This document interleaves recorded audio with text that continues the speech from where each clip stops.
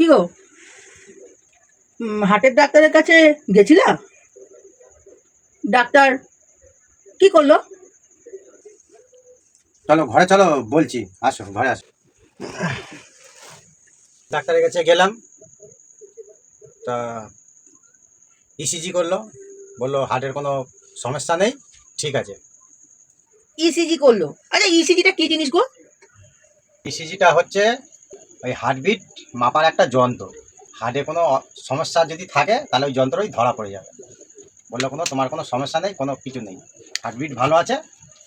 তোমার কপাল ভালো যে ইসিজি শুধু হার্টবিট চেক করতে পারে।